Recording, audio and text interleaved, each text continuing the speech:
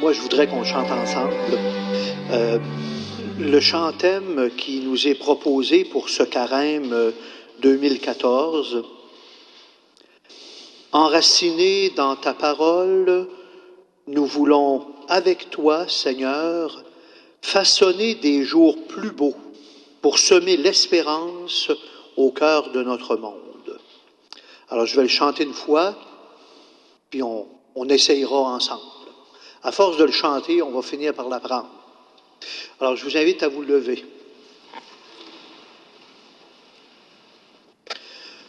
Enracinés dans ta parole, nous voulons avec toi, Seigneur, façonner des jours plus beaux pour semer l'espérance au cœur de notre monde. Enracinés dans ta parole, nous voulons avec toi, Seigneur, façonner des jours plus beaux pour semer l'espérance au cœur de notre monde. Toi qui nous tends la main quand nos pas se font lourds, toi qui as triomphé quand on t'a éprouvé, apprends-nous chaque jour à suivre ton chemin. Enracinés dans ta parole, nous voulons avec toi, Seigneur, façonner des jours plus beaux pour semer l'espérance au cœur de notre monde. Toi qui es la lumière dans nos nuits de détresse, toi qui as dévoilé ce qui était caché, fais-nous voir la tendresse du visage du Père. Enracinés dans ta parole, nous voulons avec toi, Seigneur, façonner des jours plus beaux pour semer l'espérance au cœur de notre monde. Seigneur, nous t'offrons cette soirée ensemble. Continue de nous rejoindre, Seigneur, par ta parole. Continue de nous façonner toujours plus pour que nous soyons ces témoins de ton évangile. Amen.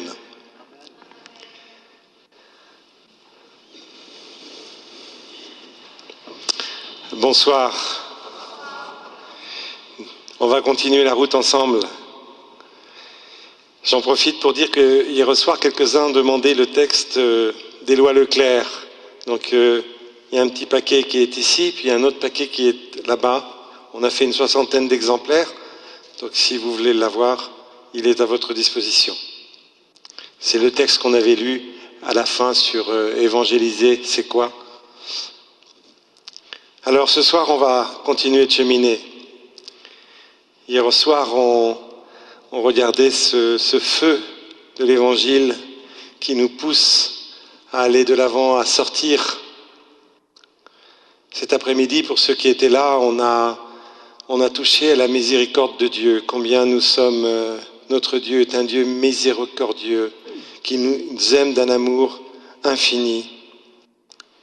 Ce soir, on va continuer dans un premier temps de creuser un peu cette question, évangéliser.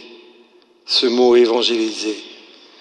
Puis on essaiera de regarder comment évangéliser est un chemin d'unification. Puis dans la troisième partie, on travaillera un très beau texte où on voit Jésus se laisser toucher dans ses entrailles.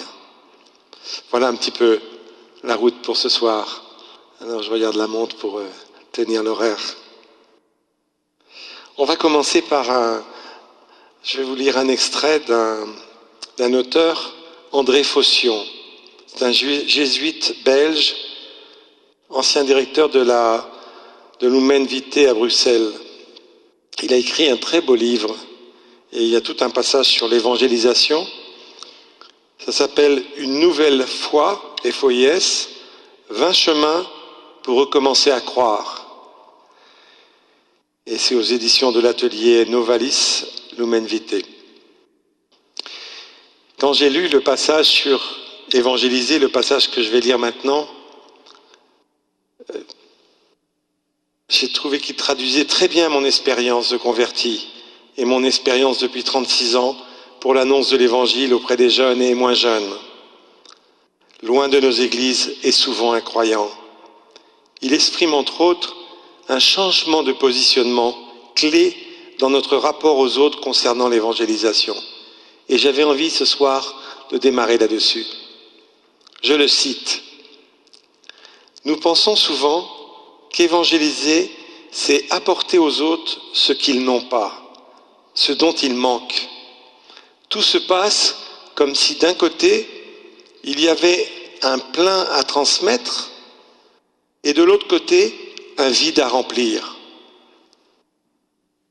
Dans cette perspective, nous nous efforçons de faire en sorte que les autres changent, qu'ils se convertissent à nos convictions, qu'ils deviennent comme nous et croient comme nous.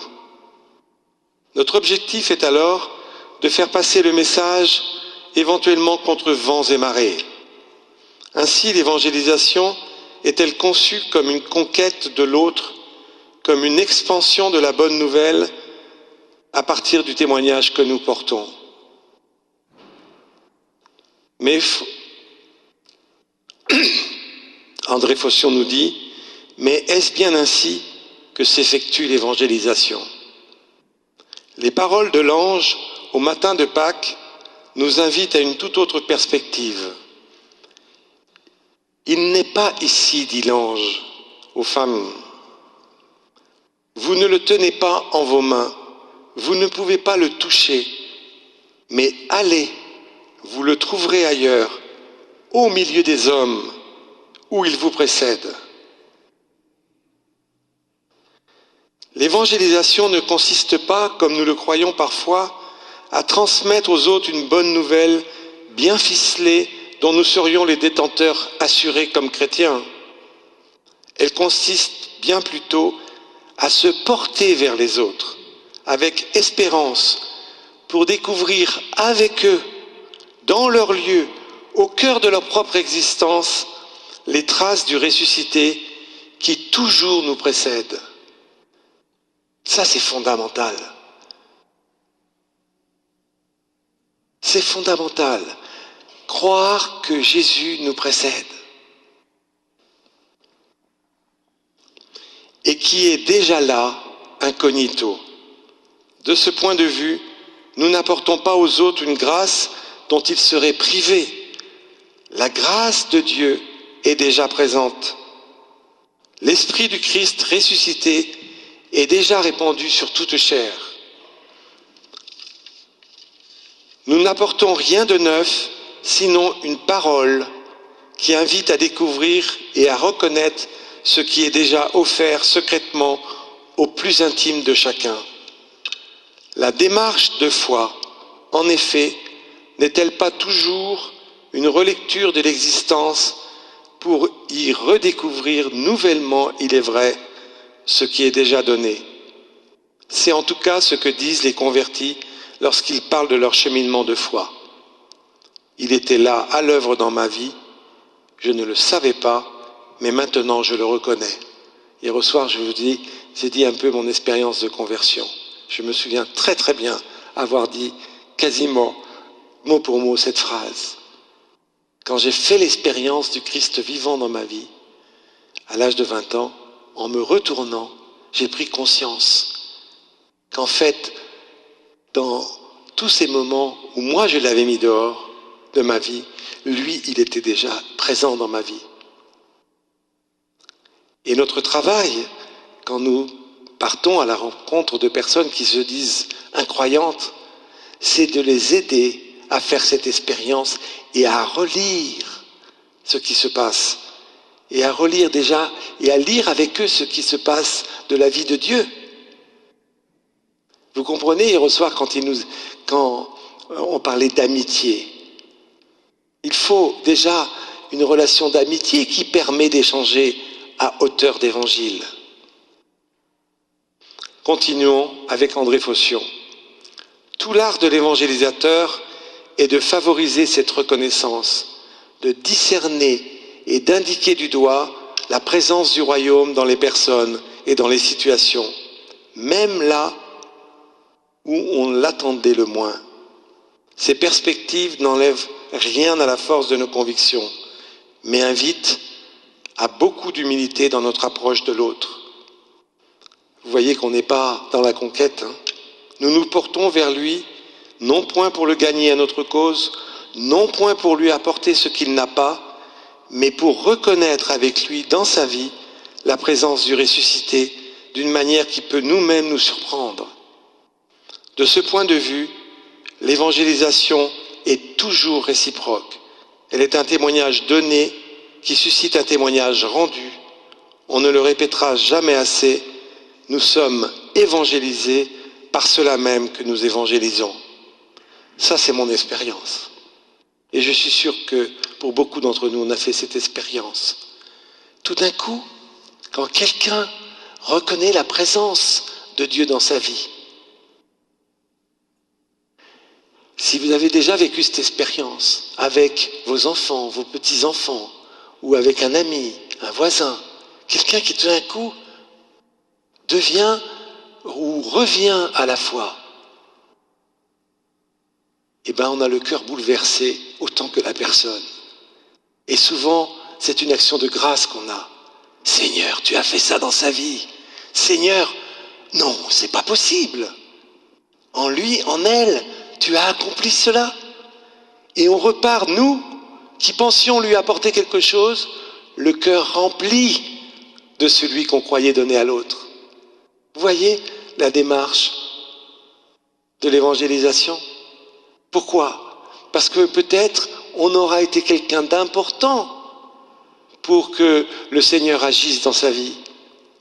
Mais on aura été juste un moyen, mais c'est lui qui était déjà présent et que la personne reconnaît dans son cœur.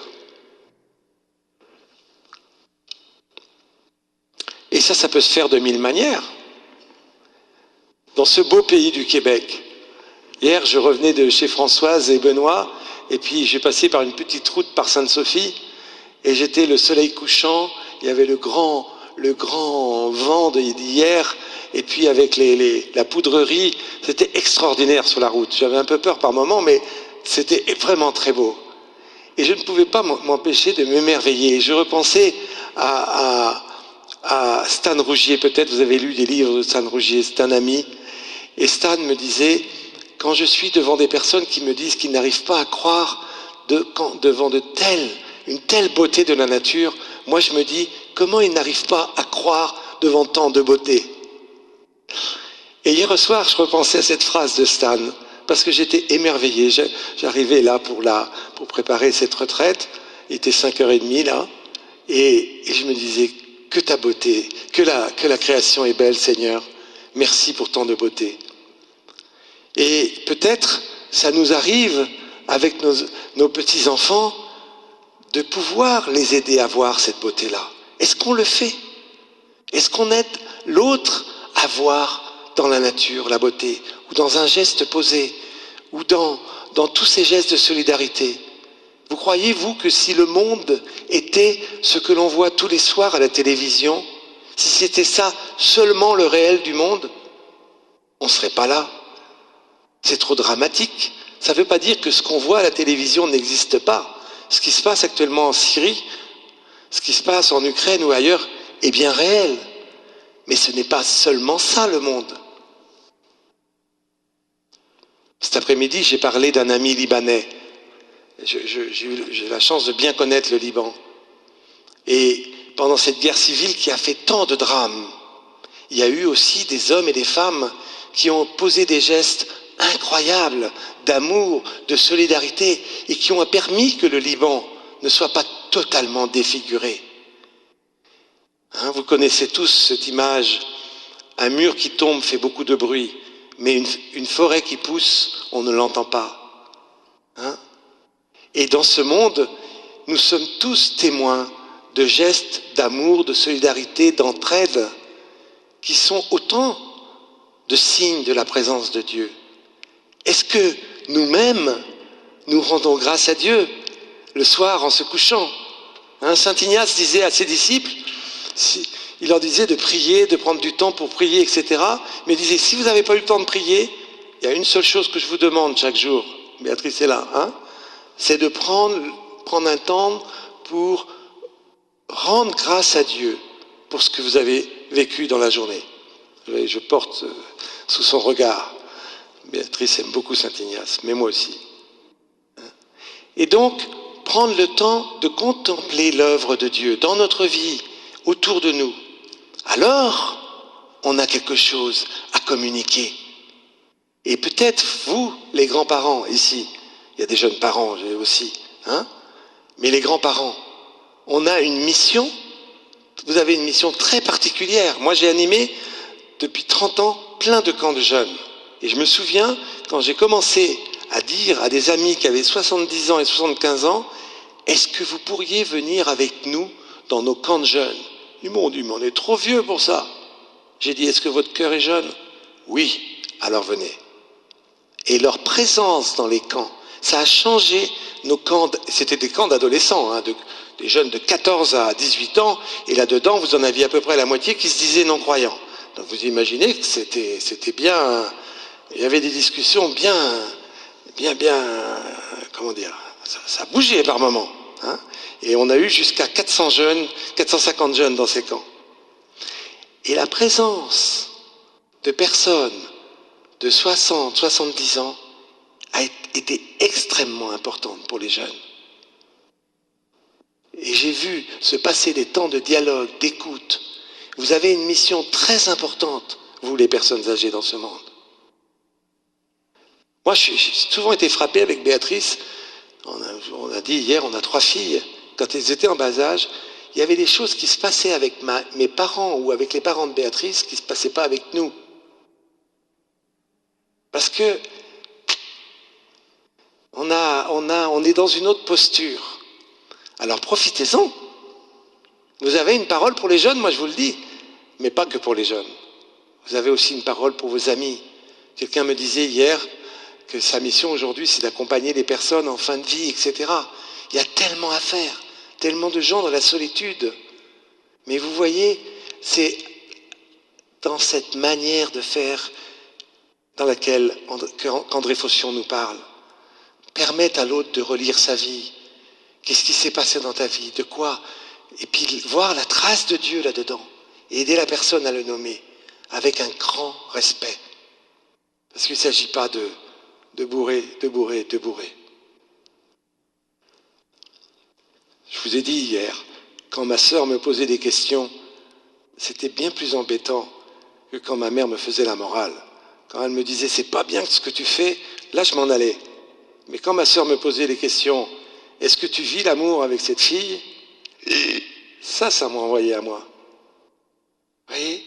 Et peut-être que comme chrétien, on a plus de questions à poser qui permettent à l'autre de trouver ses réponses. Alors ça ne se fait pas du jour au lendemain. D'accord? Pour moi, ça a mis plus de 3 ans. Pour des personnes, ça peut mettre des années et des années. Et pour d'autres, ça peut se faire très vite.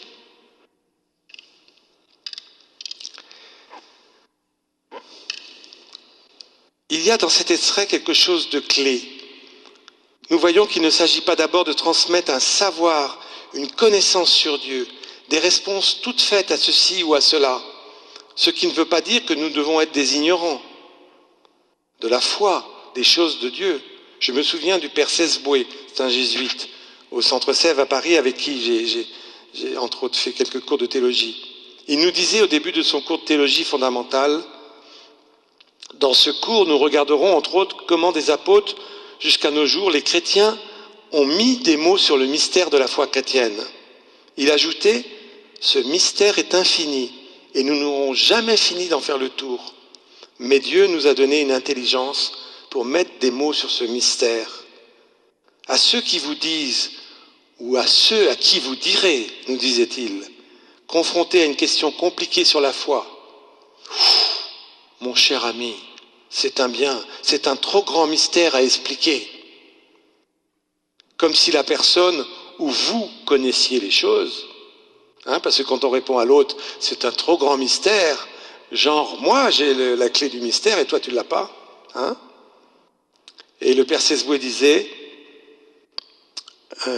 comme si vous ou la personne connaissiez ce mystère et que votre interlocuteur ne pouvait y accéder.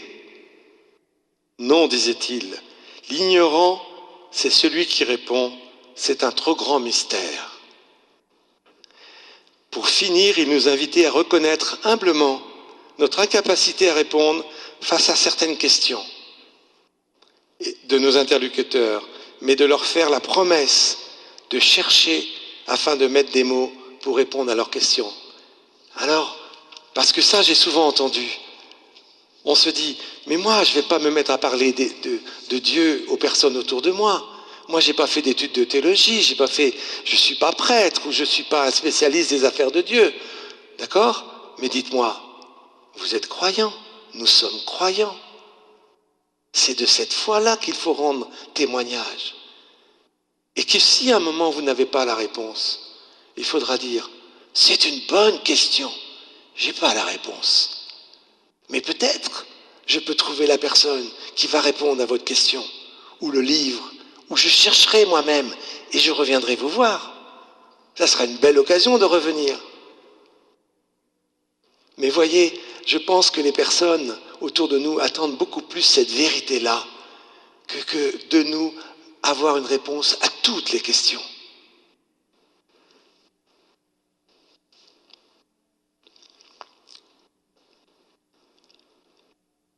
Alors, merci aux théologiens, merci aux philosophes de nous aider à mettre des mots sur le mystère. Parce qu'il faut mettre des mots sur le mystère de la foi. C'est important.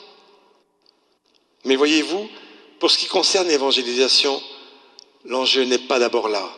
Il s'agit de cheminer avec nos frères et sœurs dans ce monde, dans une relation d'amitié, habiter un lieu intérieur où nous vivons d'égal à égal avec eux.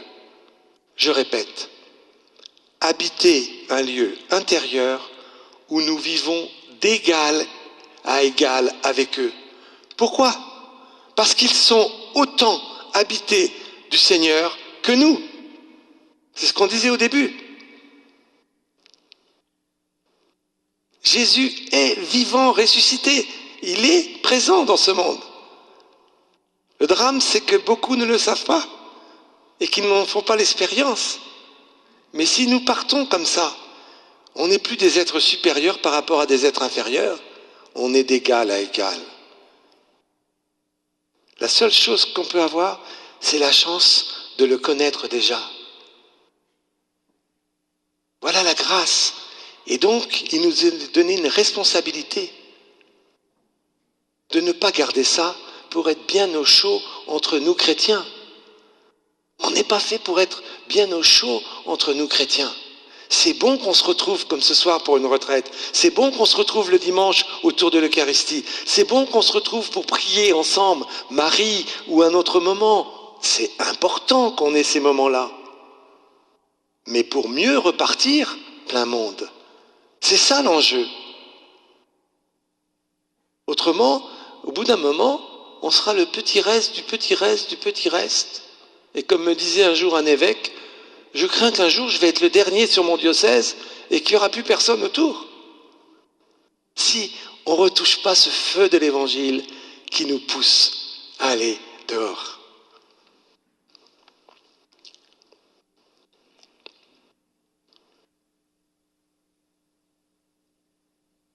Alors, où nous vivons d'égal à égal avec eux, parce que nous nous savons aimer de Dieu, comme eux, à la même hauteur, de la même force et dans une radicale gratuité de la part de notre Seigneur. Nous ne sommes pas meilleurs qu'eux. L'enjeu d'habiter ce lieu intérieur pour nous-mêmes et pour les autres, ça change tout. On quitte alors toute idée de prosélytisme ou de conquête.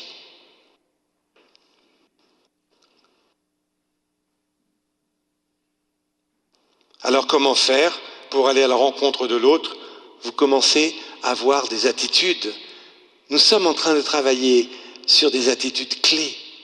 Et si on habite réellement ces attitudes et que les autres ne nous perçoivent pas comme des conquérants, alors le dialogue peut commencer. Et d'un dialogue, on ne revient jamais pareil si on rentre vraiment en dialogue. Les deux, un vrai dialogue, c'est que chacun se déplace vers l'autre. Ça, c'est la clé du dialogue. On verra demain avec le texte de la Samaritaine que la Samaritaine se déplace, mais Jésus aussi. Et ce qui va faire événement pour la Samaritaine, on le verra dans la fin du texte, fait aussi événement dans la vie de Jésus. Pas de la même manière, mais on voit que lui aussi s'opère un déplacement. Alors si c'est vrai pour Jésus, dites-moi, c'est vrai pour nous.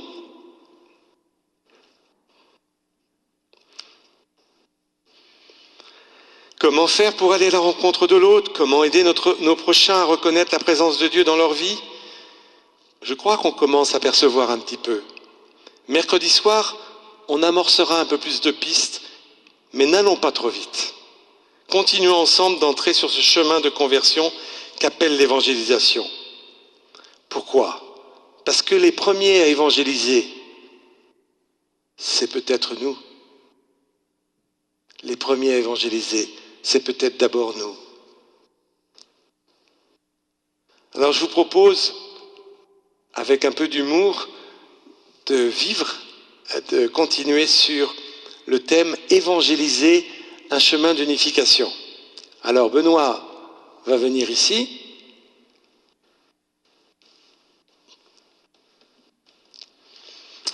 On va faire un tout petit jeu scénique. Ça va être simple. Comme ils m'ont mis un micro ce soir sur la tête, là, je peux me déplacer. Benoît, il va représenter Jésus. Mais pas Jésus sur terre, Jésus au ciel. D'accord? Mais il faut bien que... Voilà. Et moi, je vais jouer un personnage. Le personnage, il s'appelle Paul. Il est pas loin de ses 30 ans. Et Paul, il est un chrétien très convaincu. Vous allez voir dans le jeu scénique. Et puis, on va voir, Paul, il a des engagements, il a des amis. Paul, il est engagé en politique, il est très engagé au conseil municipal. On verra une petite scène là-dessus. Puis Paul, on verra à la fin, il y a une Caroline dans sa vie. Et puis, il attend des nouvelles. D'accord? Et on va voir un petit peu comment se vit la vie de Paul, cette vie de chrétien. D'accord? Donc, on part pour... je suis plus Patrick, je deviens Paul. Et puis on va entrer dans ce petit jeu scénique. Paul, ici c'est sa maison, d'accord? Et puis vous allez voir ce qui se passe dans sa maison. Et puis l'escalier c'est la sortie de la maison. Ça va?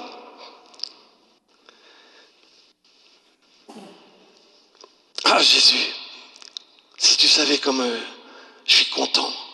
J'ai été 5 fois à la messe cette semaine. J'ai prié chaque jour 1 heure. Je suis tellement content de te connaître. Puis tu sais, je lis dans ma vie de plus en plus la Bible. Oh, hier j'ai lu le texte sur Zachée. C'est extraordinaire ce que tu as fait là. Je suis tellement content quand je lis la Bible. Puis Zachée, ça m'a touché quand j'ai vu. Tu lui as pas dit de venir avec toi.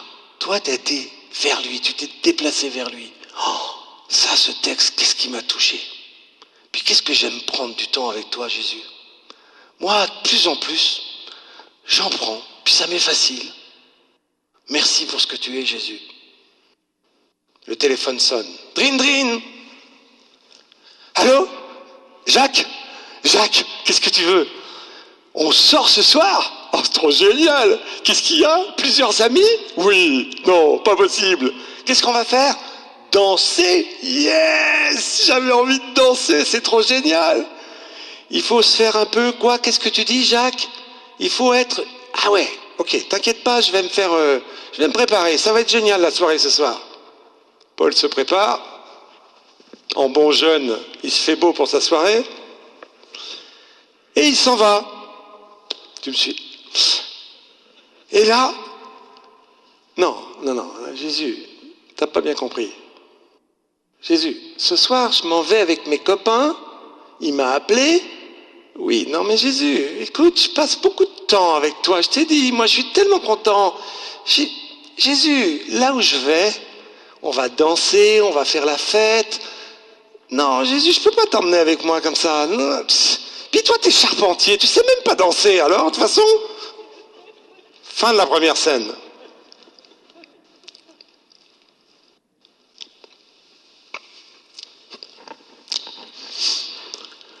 Ah, ça fait du bien d'être avec toi, Jésus. Qu'est-ce que j'aime prendre du temps avec toi. Dring, dring. Ah, monsieur le maire. Ah, je suis tellement heureux que vous m'appeliez. Quoi? Un conseil municipal exceptionnel ce soir? Qu'est-ce qu'on va faire? Des grandes décisions. Monsieur le maire, je viens tout de suite. Je vous promets, vous connaissez mon engagement. J'aime tellement la politique, j'ai tellement m'engager pour les autres. Je viens, monsieur le maire, je viens. Je me prépare, j'arrive. Non, Jésus, écoute, on ne peut pas tout mélanger. Ce soir, c'est une réunion. On va parler de choses sérieuses. Jésus, on va parler politique. Tu connais rien à la politique, toi. Non, Jésus, franchement. Écoute, je t'adore, Jésus, mais tu restes là. Je m'en vais. Faut pas mélanger les choses. Fin de la deuxième scène.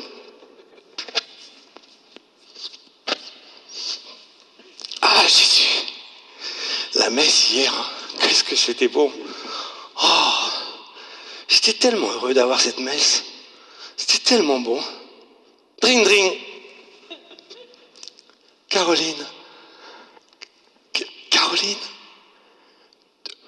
Oh, Caroline, qu'est-ce que tu me dis? Une soirée spéciale? Quoi, Caroline? Tu m'invites à un repas et tu veux parler avenir avec moi? Tu veux parler d'avenir avec moi? Caroline. Oh. J'arrive mon amour.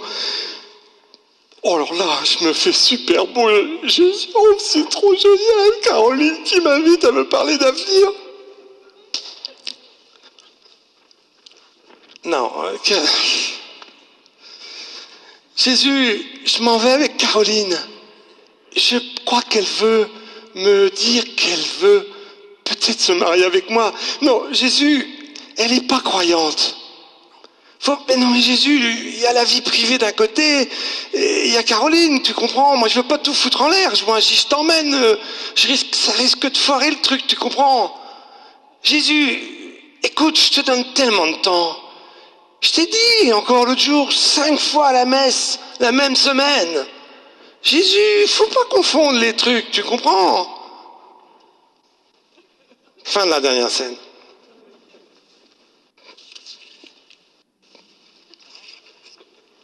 Merci. Merci Benoît.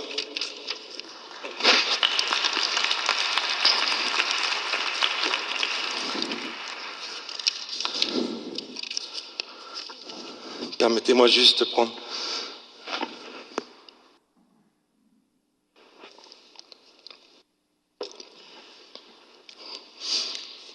Alors, il faut bien un petit peu d'humour dans la vie des fois pour dire des choses, hein. Alors, vous l'avez vu,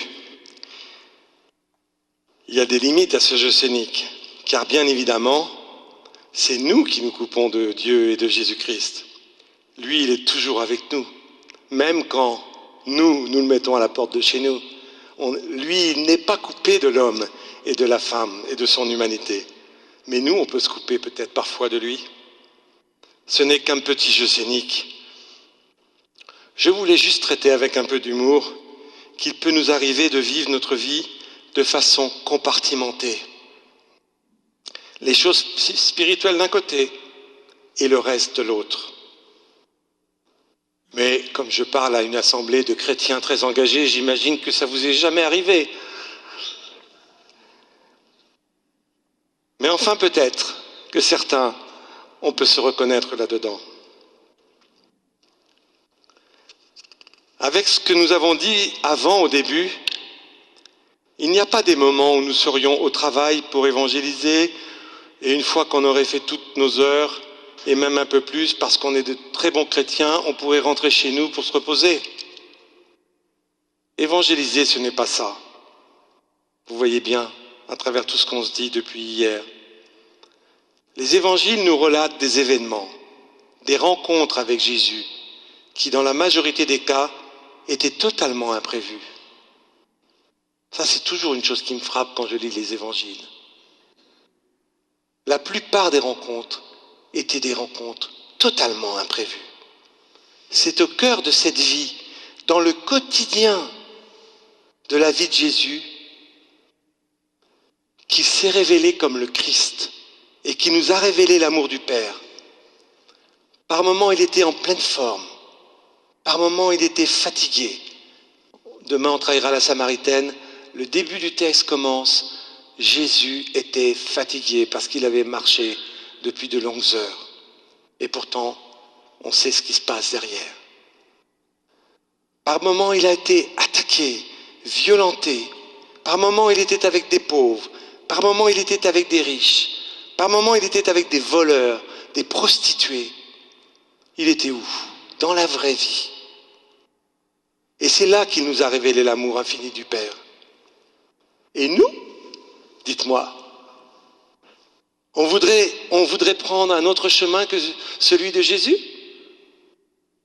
On voudrait que ça se passe autrement? Alors il ne faut pas être chrétien.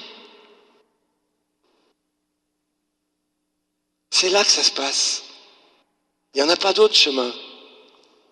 Il est venu habiter parmi les hommes et il nous invite à la même chose. Et je suis sûr que nous vivons déjà cela dans notre vie. Beaucoup parmi nous. Mais l'enjeu de cette retraite, c'est de nous permettre de le vivre encore plus, d'être encore plus témoins de cette bonne nouvelle dans nos vies. Et c'est pour cela qu'il y a une bonne nouvelle pour chacune et chacun d'entre nous d'évangéliser, c'est-à-dire d'être présent au monde comme chrétien. La bonne nouvelle, c'est qu'annoncer l'évangile est le plus beau chemin de conversion et d'unification. Pour ne pas faire comme Paul qui s'en va voir ses amis et qui laisse Jésus à la porte. Lui qui pratique tellement, lui qui je crois, Paul, a une vraie relation avec Jésus, mais il est encore divisé dans sa vie. Et nous sommes appelés à vivre, à être des personnes unifiées, pas en 1000 morceaux. Hier soir, je crois que c'est hier soir que j'ai dit ça, il y a des moments où on termine notre journée puis on se dit « Ah, qu'est-ce que je suis heureux de cette journée !» J'ai l'impression que cette journée, j'ai été cohérent avec moi-même. Et c'est pas simple, ce n'est pas facile. Parce que c'est difficile. C'est quoi être chrétien dans le monde politique? C'est arriver avec un grand étendard et une grande croix pour dire je suis chrétien? Je suis pas sûr que c'est d'abord ça. Mais c'est vivre au cœur de mon conseil municipal, de ma responsabilité, les valeurs qui sont les miennes. C'est de dire non à la corruption, c'est de dire là, il faut défendre le plus pauvre, c'est de prendre des décisions qui parfois vont être difficiles pour le bien de tous. C'est porter ces valeurs de l'évangile au cœur de ma vie. Et ça, par moments, c'est prendre des risques. Je me souviens d'un jeune qui m'avait dit un jour, moi j'étais du côté de ceux qui intimidaient. Le jour où j'ai vu que ça ne marchait pas ça, et que j'ai décidé que je ne serais plus l'intimidateur, mais que je défendrais ceux qu'on attaquait, il dit, ben là, c'est qu'on a commencé à m'intimider moi. c'est pas si simple que ça. Mais pourtant, c'est cette voie-là qu'il faut prendre. C'est là qu'on part avec Jésus. Et on peut lui dire, Seigneur, donne-moi la grâce du courage. Donne-moi la grâce d'avoir la force de dire cette parole. Donne-moi la grâce de me taire ce soir peut-être. Mais d'être habité de lui pour être présent à ce monde. Alors ça portera témoignage. Et peut-être un jour on nous dira, pourquoi tu as fait ça? Vous vous souvenez, hier au soir, je parlais de cet ami Premier ministre.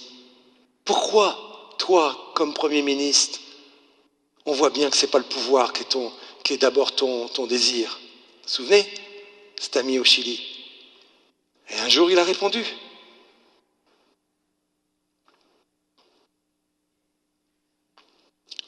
Parce que les personnes qui se disent loin de Dieu ou en rejet, souvent elles nous révèlent ce qui n'est pas ajusté en nous. Elles nous provoquent à notre propre conversion. Dans les années qui ont suivi ma conversion, chaque été, j'allais faire une retraite d'une semaine dans un foyer de charité. J'ai mis du temps à comprendre cette phrase du père qui prêchait ses retraites. Il disait souvent, beaucoup d'athées, de non-croyants, ont été mes maîtres dans mon chemin avec Dieu. Je me disais, comment des non-croyants ont été ses maîtres?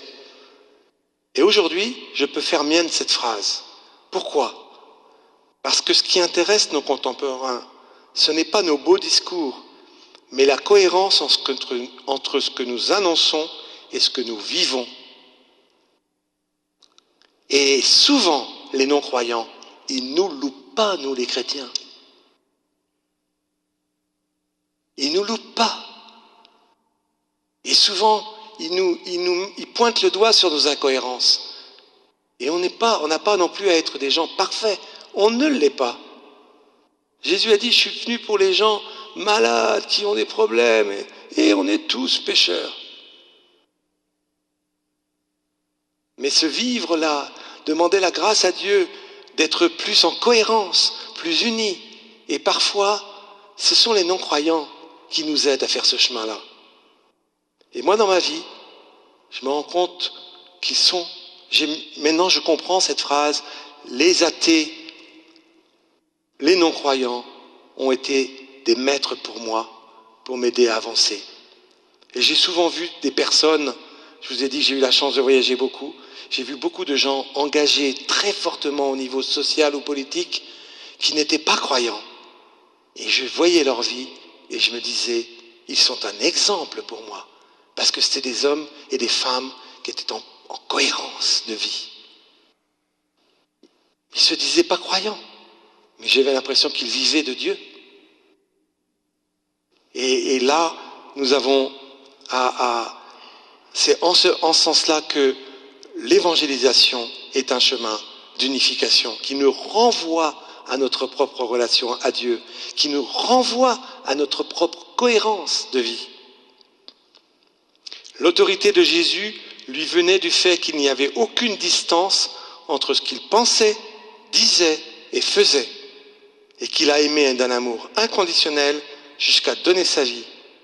Nous sommes souvent bien loin de cela, mais nous pouvons lui demander la grâce de vivre comme ça.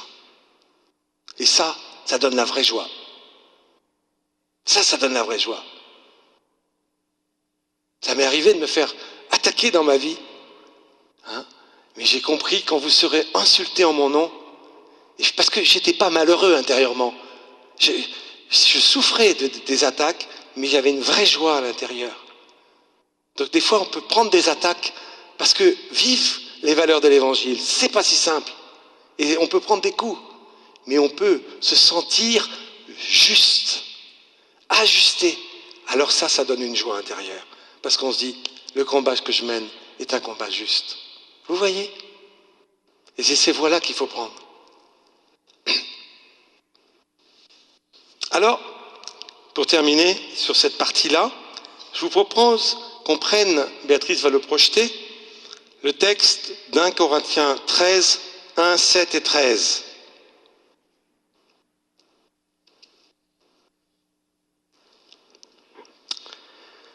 Vous connaissez ce texte, magnifique.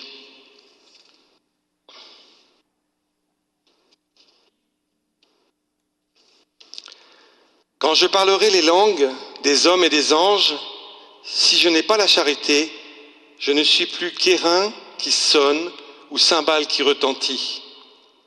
Quand j'aurai le don de prophétie et que je connaîtrai tous les mystères et toute la science, quand j'aurai la plénitude de la foi, une foi à transporter des montagnes, si je n'ai pas la charité, je ne suis rien. Quand je distribuerai tous mes biens en aumône, quand je livrerai mon corps aux flammes, si je n'ai pas la charité, cela ne me sert de rien. La charité est longanime, la charité est serviable, elle n'est pas envieuse. La charité ne fanfaronne pas, ne se gonfle pas, elle ne fait rien d'inconvenant, ne cherche pas son intérêt, ne s'irrite pas, ne tient pas compte du mal, elle ne se réjouit pas de l'injustice, mais elle met sa joie dans la vérité. Elle excuse tout, croit tout, espère tout, supporte tout. Et plus loin, au verset 13, maintenant donc demeure foi, espérance, charité, ces trois choses, mais la plus grande d'entre elles, c'est la charité, l'amour. C'est fou ce que nous dit Paul. Nous pouvons travailler pour le Seigneur, être en mission comme agent pastoral pour les jeunes et les moins jeunes, 5 heures, 10 heures, 15 heures par jour. Nous pouvons servir les plus pauvres, aller à la messe tous les jours, dire la messe tous les jours, donner sa vie pour ses enfants, son mari, sa femme, s'engager dans le monde politique, associatif, communautaire. Si nous n'avons pas la charité, nous ne sommes rien. Ça ne sert à rien. C'est quelque chose. Plus je lis ce texte, et plus je me dis qu'il n'y a que le Seigneur qui peut faire ça en nous. Je répète, plus je lis ce texte, et plus je me dis qu'il n'y a que le Seigneur qui peut faire ça en nous. C'est pourtant bien là que nous sommes attendus. Apprendre à aimer comme lui a aimé. Il y a quelques années, un ami protestant, au début du temps de l'Avent, m'avait dit « J'ai un cadeau pour toi ». Comme c'était un mois avant Noël, je me disais « C'est un peu tôt pour me faire un cadeau ». Mais je lui ai quand même dit « C'est quoi ton cadeau ?» Il m'a répondu « Je te propose de lire pendant un mois, tous les jours, 1 Corinthiens 13. » Et faites l'expérience de lire 1 Corinthiens 13 tous les jours pendant un mois. C'est un des plus beaux cadeaux qu'on m'ait fait dans ma vie. Notre cheminement de chrétien, c'est de pouvoir dire à la suite de saint Paul, ce n'est plus moi qui vis, c'est le Christ qui vit en moi. Afin que nos paroles, nos pensées, nos actes soient le plus en cohérence et en unité pour aimer d'un amour toujours plus vrai et droit. C'est d'abord et uniquement cela qui fera témoignage. Alors vous voyez, quand on lit Corinthiens 13, il faut le lire avec beaucoup de tendresse et se prendre avec beaucoup de tendresse et d'humilité. Parce qu'il n'y a que par grâce qu'on peut rentrer là-dedans.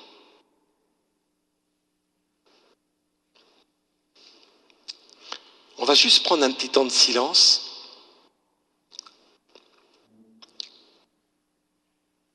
Pour regarder, Béatrice, chacun prend un temps de silence pour regarder ce qui a besoin d'être unifié dans sa vie, ou ce qui a besoin d'être converti pour vivre plus de l'amour du Seigneur. On peut faire cette prière dans notre cœur. Seigneur, qu'est-ce qui a besoin d'être unifié dans ma vie? Qu'est-ce qui a besoin d'être converti pour vivre plus de ton amour? Mais je vous en supplie, ne faites pas cela dans un regard de jugement et de condamnation sur vous-même. Permettez au Christ de vous saisir nouvellement. Il n'est pas venu pour les bien portants, mais pour les pauvres et les pécheurs, qui humblement acceptent de se laisser sauver avec lui. Mais peut-être ce soir, vous vous dites, là, ma vie elle est trop compartimentée. Comment je pourrais faire, Seigneur, pour être plus, la vivre en unité avec toi. On va prendre un petit temps de silence.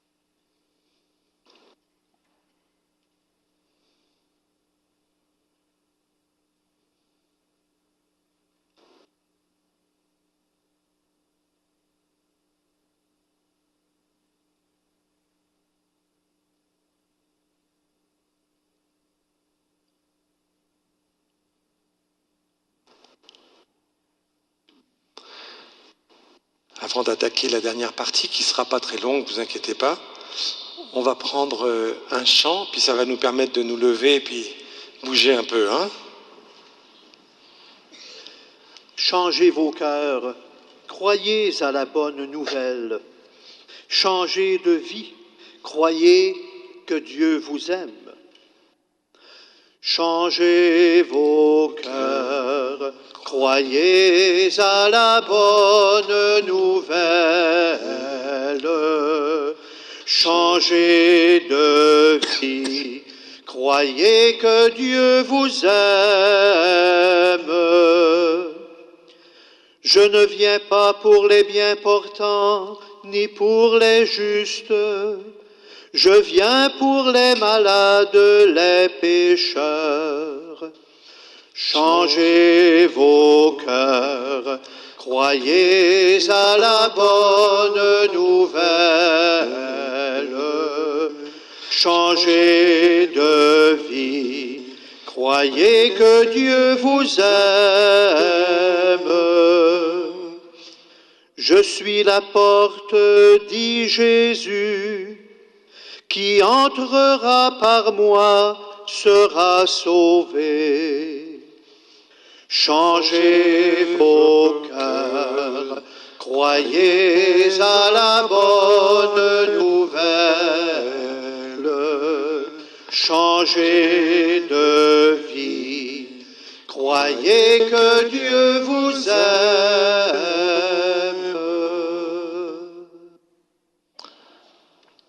Merci, on peut s'asseoir.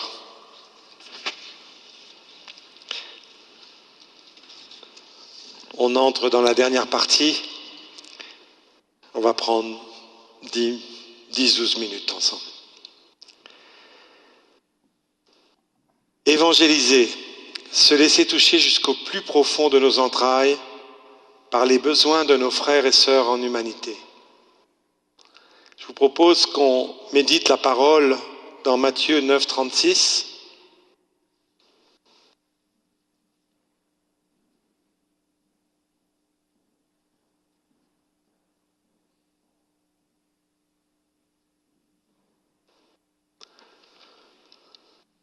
À la vue des foules, il en eut pitié, car ces gens étaient là et prostrés comme des brebis qui n'ont pas de berger. La traduction de la Bible de Jérusalem. Chouraki, lui, il traduit, il est pris aux entrailles pour ces personnes, pour elles. The Bible, c'est une Bible dans laquelle Béatrice, entre autres, a travaillé pendant 7 ans, avec d'autres pour les jeunes. The Bible traduit, son cœur fut rempli de pitié, hein, les entrailles bouleversées.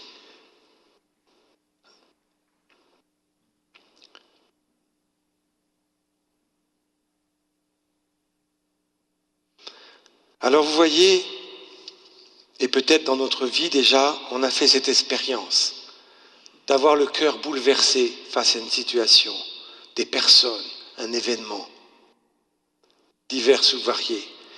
Et ça peut être des choses qui nous ont tellement bouleversés qu'on s'est mis en route pour ça.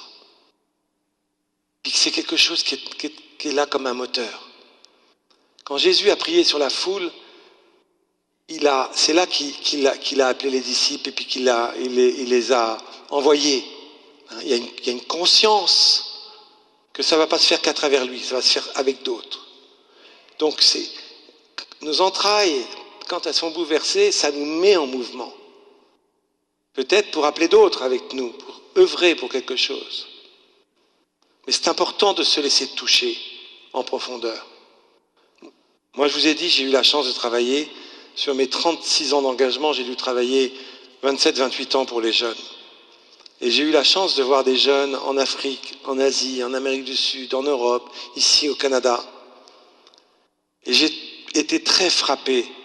J'ai souvent entendu leur soif, leurs attentes, leur désir de s'engager pour construire un monde meilleur, leurs difficultés, leurs espoirs, leurs forces, leurs cris, leurs faiblesses, leurs attentes face à l'Église, leur soif spirituelle souvent freinée par de fausses images de Dieu ou de l'Église. Et je vous avoue que quand je rencontre ces jeunes encore aujourd'hui, hier, juste avant la retraite, nous étions avec Béatrice, chez Françoise et Benoît, avec une dizaine de jeunes. Et nous avons encore croisé des jeunes là-dedans qui se disent incroyants en tout cas. Mais j'étais touché de voir la quête de ces jeunes, ces attentes. Moi, c'est quelque chose qui me fait me bouger, qui fait qu'on a quitté la France pour venir au Québec et que demain on partira vers d'autres horizons.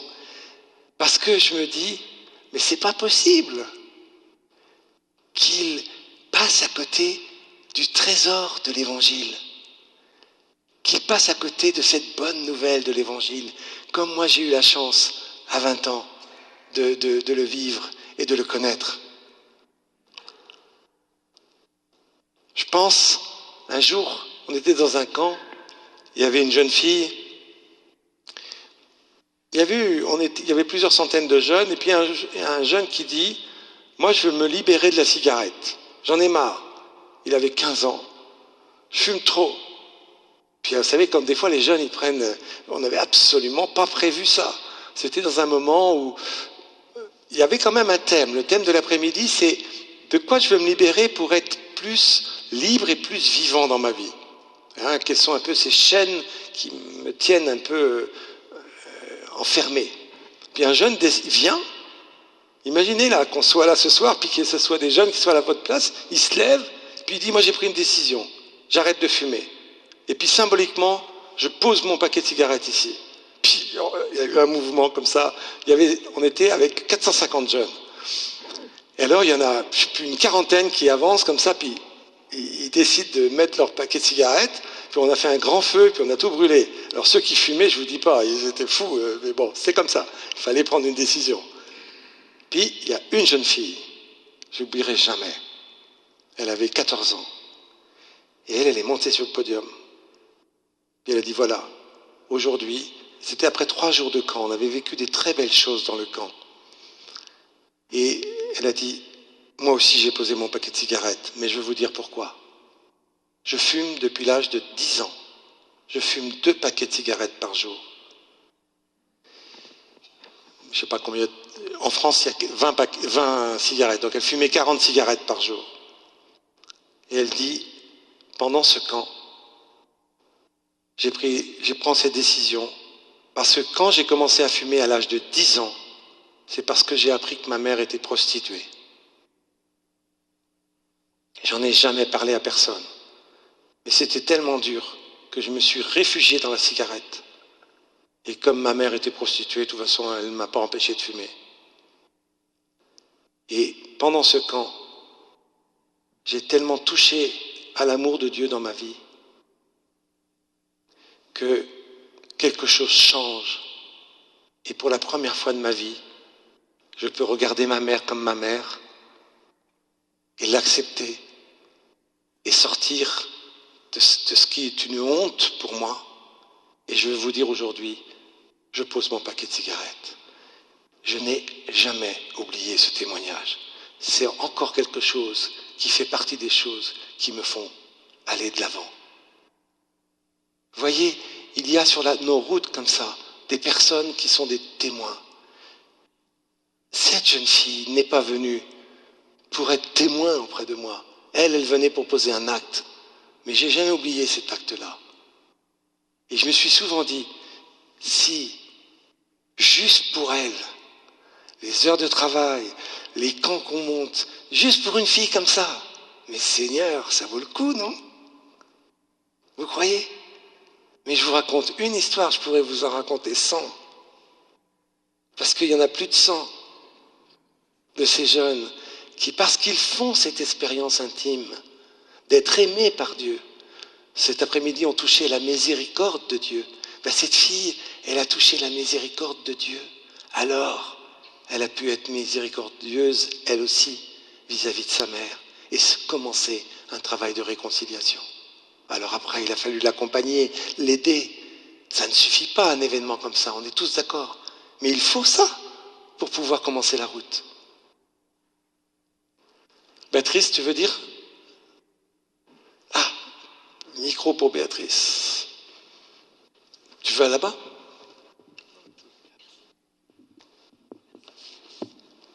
J'ai demandé à Béatrice de nous dire, parce qu'en préparant, je me suis souvenu que quand je l'ai connue, elle était infirmière. Et elle va vous raconter un événement qu'elle a vécu. Bonsoir. Je m'étais convertie à l'âge de 18-19 ans et le Seigneur a fait beaucoup de choses en moi. Et je travaillais comme infirmière, j'avais terminé mes études, je devais avoir 21 ans, 22 ans peut-être, je ne sais plus très bien.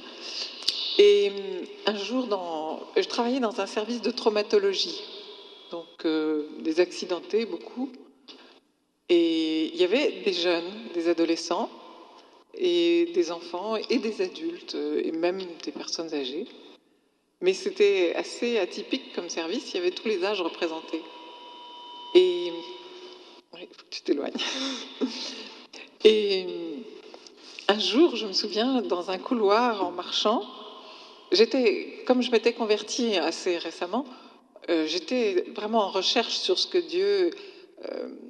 qu'est-ce qu'il voulait pour ma vie, quoi. Comment il attendait que je m'engage. Et oui, voilà. C'était une vraie quête en moi. Et à un moment, dans un couloir en marchant comme ça, tout à coup, j'ai une espèce de lumière. Je me suis dit... J'étais très frappée par ce qui arrivait aux adolescents qui arrivaient là parce qu'ils s'étaient en moto ou en voiture partis contre un arbre, parce qu'ils avaient trop de bu, parce que leur vie n'avait pas de sens. Et moi, avec l'expérience que je venais de vivre, je me disais, comme infirmière, là, je fais du bon travail, mais j'arrive trop tard. Moi, je pourrais intervenir avant et les aider à trouver le sens. Parce que là, il n'y a pas forcément beaucoup de monde, des infirmières. Et puis j'aimais mon métier d'infirmière, il n'y avait pas de problème. Mais j'avais quand même l'impression d'arriver trop tard. Et que je pouvais faire quelque chose qui pourrait être très intéressant avant. Voilà. Donc, tout doucement, après, les choses se sont mises en place. On s'est rencontrés, je me suis engagée avec les jeunes, et voilà.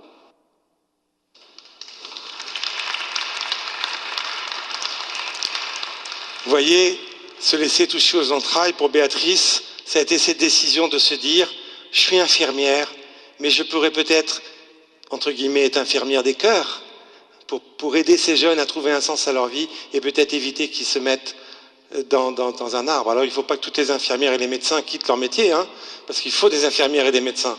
Mais c'était son appel à elle, cette prise de conscience qu'elle n'était peut-être pas à l'endroit qui était le sien. Et je sais, je suis un témoin assez privilégié de tout le travail qu'elle fait avec les jeunes et de combien de jeunes ont cheminé avec elle.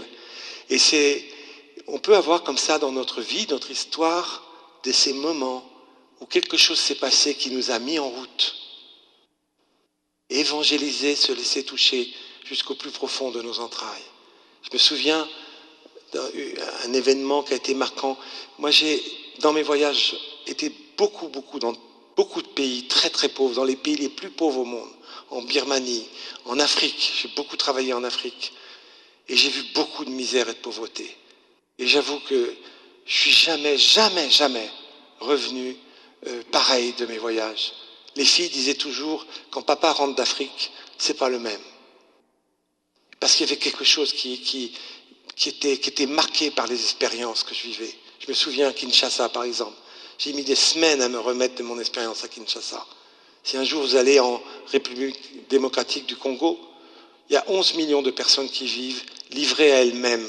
Kinshasa, j'étais en 2002, donc peut-être ça a changé un peu, mais je ne crois pas que c'est changé beaucoup.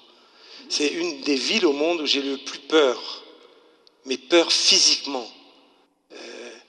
Je me souviens, j'étais avec un prêtre et une quarantaine de jeunes, et il m'avait témoigné, dans notre pays, les contre-valeurs sont devenues nos valeurs. Et j'avais dit, mais ça veut dire quoi? Je vous donne juste quelques exemples. Le soir, par exemple, je n'avais pas le droit de sortir. Dès qu'il y avait le soleil était couché, il fallait que je sois interdiction de me promener en ville, etc. Donc j'avais vu la violence au port et tout ça. Alors je leur dis, c'est quoi? Les contre-valeurs sont devenues nos valeurs. Alors ils m'ont dit, le prêtre qui était là m'a dit, je vais t'expliquer, Patrick. Si quelqu'un vole un œuf, on va lui dire, tu as volé un œuf, c'est pas bien. Oh, il va dire, moi j'ai volé un œuf, mais ça c'est rien, mon cher ami. Mon voisin, il a volé 10 poules. Alors on va dire au voisin, mais c'est pas bien de voler 10 poules. Mais moi j'ai volé 10 poules, mais lui il a volé le bœuf. Alors on va dire à l'autre, tu as volé le bœuf, mais c'est pas bien de voler un bœuf. Mais ça c'est rien. L'autre, il a volé lui le bœuf et toute la ferme. Mais c'est pas bien de voler toute une ferme et un bœuf et tous les animaux. Ah oui, mais moi c'est rien ce que j'ai fait. Parce que l'autre, il a volé tout ça, puis il a tué le fermier. Voilà une société qui vit où les valeurs deviennent les contre-valeurs. C'est-à-dire, dans les contre-valeurs, on se trouve des valeurs. Ce que j'ai fait, c'est pas bien, mais l'autre, il a fait pire que moi. Et j'ai vu cette société-là. Et je me souviens, avec ces hommes et ces femmes, on faisait un travail avec eux, on avançait. Et je vous assure, pour construire quelque chose de solide avec eux, heureusement qu'on avait quelques personnes qui, au cœur de cette ville qui était un peu dans le chaos et beaucoup dans le chaos, par exemple, une image. Je me souviens, on était dans une voiture, puis à un moment, je vois le chauffeur se mettre, mais complètement sur deux.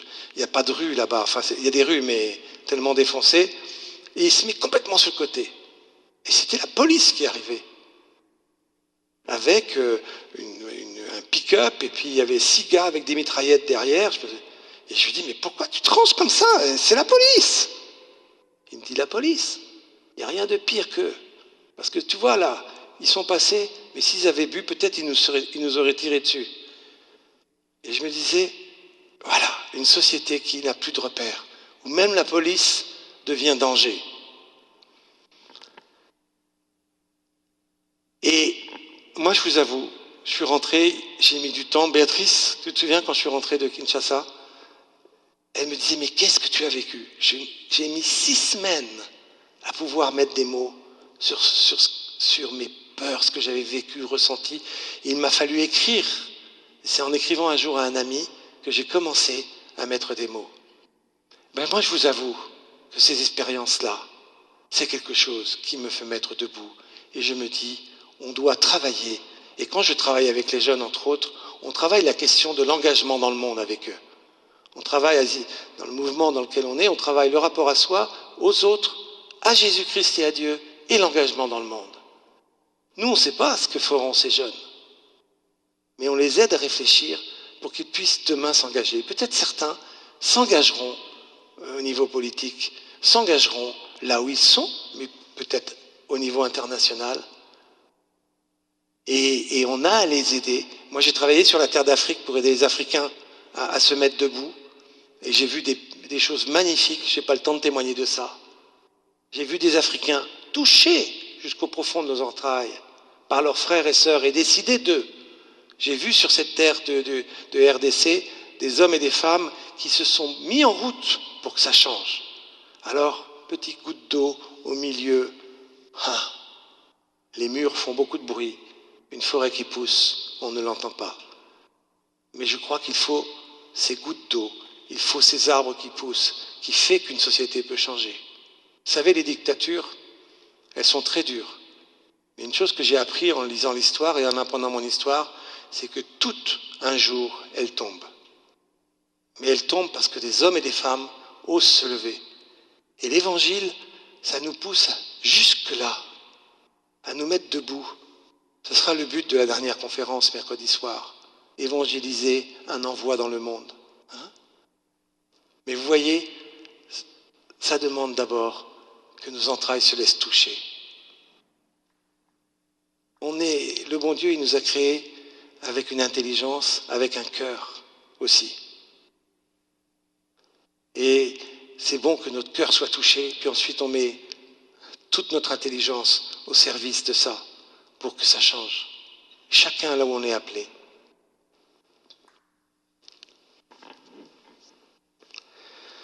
Peut-être, je vois le temps, mon Dieu, je vais juste poser une toute petite question que Béatrice va mettre, puis on va arrêter avec ça. Mais on peut, 1 minute, puis après, je dirai une petite prière, puis on se quittera. Prenons le temps de regarder dans notre histoire ces moments où nous avons été touchés au plus profond de nos entrailles, de notre cœur, en voyant les différents besoins de ceux qui nous entouraient. Qu'est-ce que cela a provoqué? Et qu'est-ce que cela provoque encore aujourd'hui, ce soir? C'est bon de retoucher à ça. Parce qu'on touche à travers ça ce qui nous meut dans la vie, ce qui nous fait avancer. On prend 1 minute de silence.